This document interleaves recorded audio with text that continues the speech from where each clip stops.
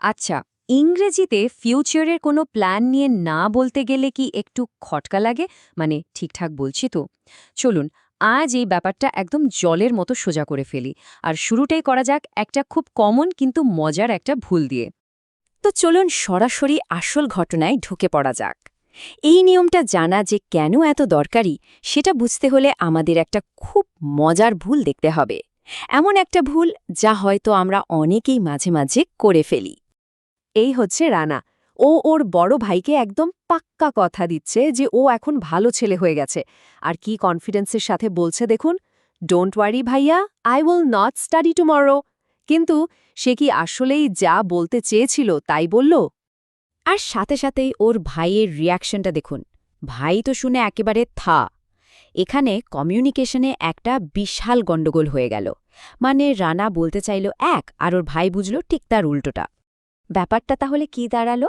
রানার intention কিন্তু একদম ঠিক ছিল, কিন্তু শুধুমাত্র একটা শব্দ, ওই নট শব্দটা ভুল জায়গায় বসিয়ে দেওয়ার ফলে পুরো কথার মানেই গেল পাল্টে। ও বেচারা বলতে চেয়েছিল যে ও কালকে গেম খেলবে না, কিন্তু বলে ফেলো কি যে ও কালকে পড়াশোনাই করবে না।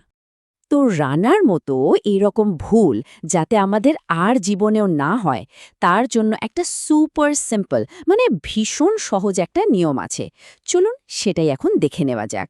একবার জানলে এই ভুল আর কখনো হবে না। আর সবচেয়ে মজার ব্যাপার কি জানেন? এই ইংরেজি নিয়মটা না আমাদের বাংলা ভাষার সাথে দারুণভাবে কানেক্টেড।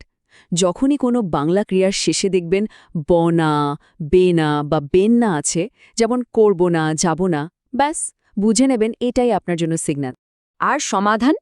সমাধান হলো এই সহজ ফর্মুলাটা। মনে রাখুন, প্রথমে সাবজেক্ট, তারপর উইল, আর ঠিক তারপরে মানে একদম গা ঘেঁষে বসবে নট, শেষে ভার্বের বেস ফর্ম। ব্যাস, আর কিচ্ছু না, একদম কেল্লাফতে।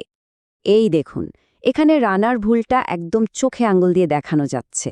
আই উইল স্টাডি নট, এটা কিন্তু ভুল। সঠিকটা কি? উইলের ঠিক পরে নট বসাতে হবে। তার মানে রানার আসলে বলা উচিত ছিল I will not play games tomorrow. আচ্ছা, বেসিক নিয়মটা তো আমরা জেনে গেলাম। এবার চলুন এটাকে আরেকটু লেভেল আপ করা যাক। মানে একটা প্রো টিপ দেখা যাক, যেটা ব্যবহার করলে ইংরেজিটা শুনতে আরও অনেক বেশি ন্যাচারাল, আরও স্মার্ট লাগবে। দেখুন, স্পোকেন ইংলিশে মানে কথা বলার সময় নেটিভ স্পিকাররা একটা দারুণ শর্টকাট ব্যবহার করেন। তারা সাধারণত উইল আর নট এই দুটো শব্দকে আলাদা করে বলেন না, তারা দুটোকে একসাথে জুড়ে দেন। আর সেটা হয়ে যায় ওয়ন্ট। হ্যাঁ, উচ্চারণটা কিন্তু খুব জরুরি। এটা ওয়ান্ট না, এটা হলো ওয়ান্ট। এই ছোট্ট একটা জিনিসই আপনার কথা বলার স্টাইলকে অনেক বেশি ফ্লুয়েন্ট করে তুলবে। এই উদাহরণগুলো দেখলেই ব্যাপারটা পরিষ্কার হয়ে যাবে। I will not disturb you, এটা গ্রামাটিক্যালি ঠিক, কিন্তু আই ওয়ন্ট ডিস্টার্ব ইউ এটা শুনতে অনেক বেশি সাবলীল, আর এটাই বেশি চলে। ঠিক একইভাবে it will not rain today না বলে আমরা বলবো ইট ওয়ন্ট রেইন টুডে, বা we will not be late এর বদলে উই ওয়ন্ট বি লেট। অনেক সহজ, তাই না? তো নিয়মটা তো শিখলাম, কিন্তু আসল চ্যালেঞ্জ হলো এটাকে মনে রাখা, তাই তো? আচ্ছা, চলুন দুটো সিম্পল ট্রিক দেখে নিই, যা এই নিয়মটাকে একদম মাথায় গেঁথে দেবে। প্রথম কৌশলটা দারুণ মজার। ভাবুন তো, উইল নট হচ্ছে আপনার ফিউচারের জন্য একটা রেড কার্ড।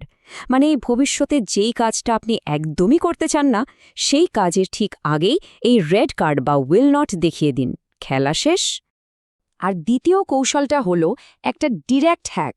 যখনই বাংলা ক্রিয়ার শেষে বনা পাবেন, যেমন যাব না, বলবো না, ভুলবো না, তখন ইংরেজিতে আর কিচ্ছু না ভেবে সোজা ওয়ন্ট ব্যবহার করুন।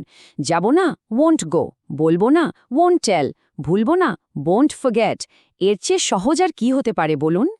তো আমরা নিয়মটা শিখলাম, এর স্মার্ট শর্টকাটটাও জানলাম, এমনকি মনে রাখার জন্য দুটো দারুণ কৌশলও দেখে নিলাম। চলুন তাহলে সবটা একবার ঝালিয়ে নেওয়া যাক, আর তারপরেই কিন্তু প্র্যাকটিসের পালা। আজকের আলোচনা থেকে 3টে গোল্ডেন রুল মনে রাখতে হবে। 1 নম্বর, নটের জায়গাটা ফিক্সড, আর সেটা হলো উইল এ ঠিক পরে। 2 নম্বর, কথা বলার সময় স্মার্ট সাউন্ড করার জন্য আমাদের শর্টকাট হলো ওয়ন্ট। আর 3 নম্বর, যেটা খুবই ইম্পর্ট্যান্ট, ওয়ন্ট এর পরে ভার্বের কোনো চেঞ্জ হবে না, যেমন হি ওয়ন্ট কাম হবে, কখনোই হি ওয়ন্ট কামস হবে না। তো সব কিছু তো জানা হলো, এবার একটু ভাবার পালা। এমন কোনো একটা অভ্যাস কি আছে যা কাল থেকে আর করতে চান না? মনে মনে একবার ভাবুন তো, আই ওয়ন্ট ব্যবহার করে বাক্যটা কি হবে। এই ছোট একটা প্র্যাকটিসে কিন্তু আজকের শেখাটাকে একদম পাকা করে দেবে।